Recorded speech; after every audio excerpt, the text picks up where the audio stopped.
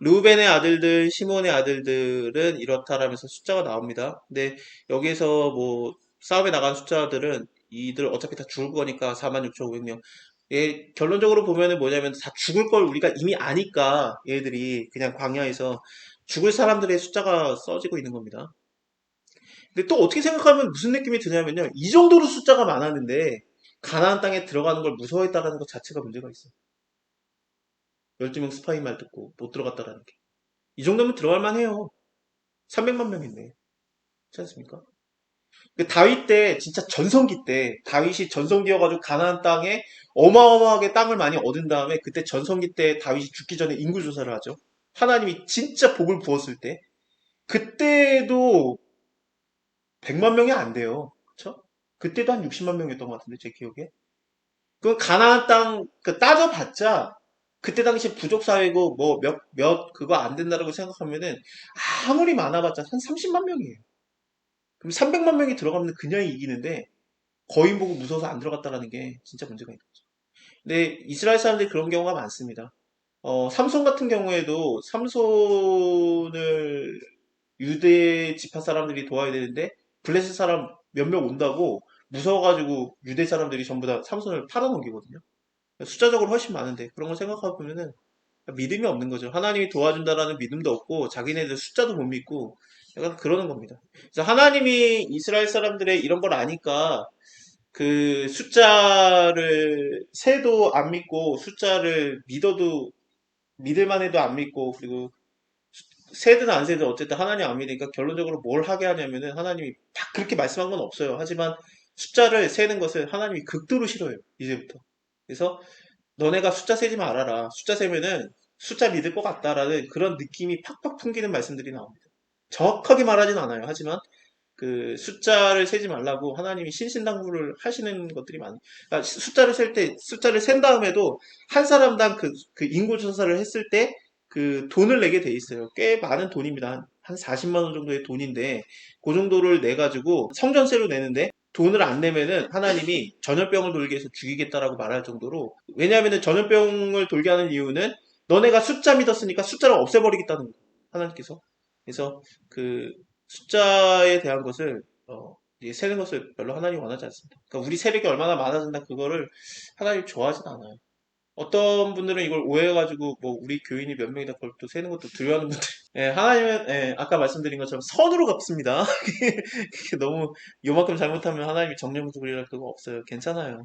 아유 참. 시몬 지파는 좀 봐야 돼요. 시몬 지파는 59,300명으로 60만 명인데 12지파로 나누니까 대충 5만 명인데 5만 명 넘어가면 큰 지파예요. 5만 9천 명이면은 거의 6만 명 가까이 되지 않습니까? 그래서 꽤 숫자가 센데 시몬 지파는 야곱의 저주 때문에 49장에서 야곱이 시몬과 레위에게 저주를 했기 때문에 너희는 형제 중에서 흩어지리라 라고 했고 또 나중에 그 고스비 사건 모압의 여자들과 동침을 해가지고 동침하는 걸로 끝나는 게 아니라 그게 우상숭배거든요 일종의 우상숭배하는 그 여자들과 동침을 우상숭배의 방법으로 여자와 동침하는 것에 동참했던 그 자의 대표적인 자가 시몬 지파의 족장의 아들이었어요.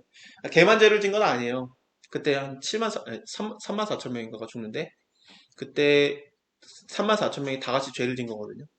그래서 그런 걸 생각하면은 시몬 지파가 주도적으로 했겠죠. 그래서 박살이 납니다. 2차 인구조사를 할 때는 22,200명으로 줄어요. 3분의 1 토막이 납니다.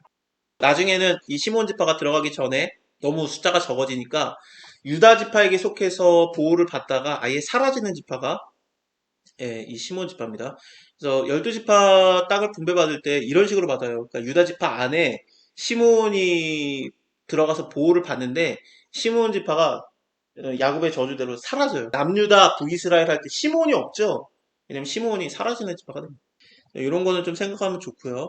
갓지파 45,650명, 유다지파 74,600명 많죠. 유다는 원래 힘이 셌어요. 그래서 얘네가 중심 지파가 됩니다. 이거는 2장에서 얘기를 할 건데 각 동서남북에서 세 지파씩 해가지고 12지파가 이제 성전을 둘러싸게 되는데 동서남북에서 중심 지파들이 하나씩 서요. 거기서 유다 지파가 중심 지파입니다.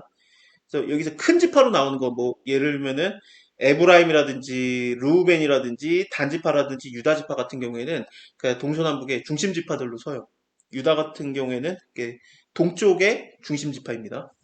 또 이사갈, 스불론, 에브라임, 뭐 요셉의 아들들은 에브라임 문하세로 나눠지죠. 베냐민 지파도 있고요. 베냐민 지파는 35,400명으로 많지는 않습니다. 단지파는 62,700명이나 되기 때문에 그 인원수가 많기 때문에 중심 지파로 씁니다. 단지파는 북쪽의 중심 지파가 될 겁니다.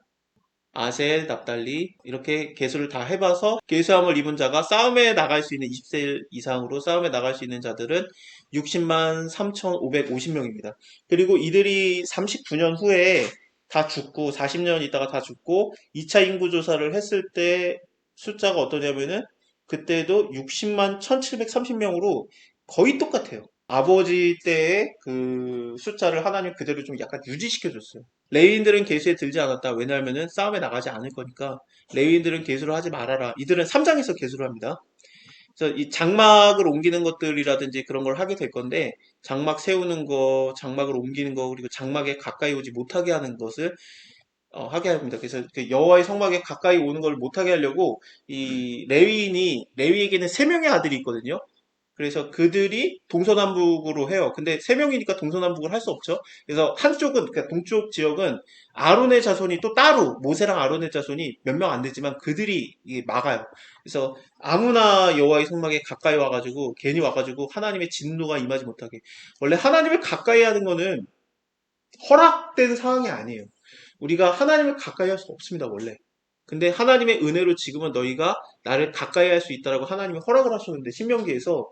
근데 이 신명기에서 이제 모세가 말할 때 하나님이 어느 나라한테 이렇게 했느냐, 가까이 하게 허락한 나라가 어디 있느냐라고 하면서 하나님께 가까이 하는 것은 하나님의 은혜입니다. 지금 현재 우리가 기도하면서 하나님과 1대1로 맞대한다는 것 자체가 예수 그리스도의 죽으심으로 이루어진 사건이거든요. 원래는 못했어요. 그래서 그 세례 요한의 아버지 사가랴 같은 경우에도 자기가 제비 뽑아가지고 들어가서 기도하고 백성들은 밖에서 기도해야 될 만큼 원래는 가까이 할 수 없습니다. 가까이 하는 자들은 따로 뽑아가지고 들어가는 거예요. 모세도 약간 그런 스타일이었고 근데 예수님이 죽으시면서 몸이 찢어지는 것처럼 휘장이 찢어지면서 예수님 몸이 찢어졌다고 봐야 돼요. 마가복음 통해서 보면은 그 예수의 몸이 찢어지면서 휘장이 찢어지면서 이제 성소가 지성소와 연결이 돼 버리기 때문에 이제는 아무나 하나님한테 1대1로 만날 수 있는 그 길이 열린 거고 그게 바로 기도입니다. 그러니까 기도랑 말씀 외에는 우리에게 다른 게 다 필요가 없어요. 어떻게 보면 그렇습니다. 다른 건 다 진짜 마이너한 겁니다.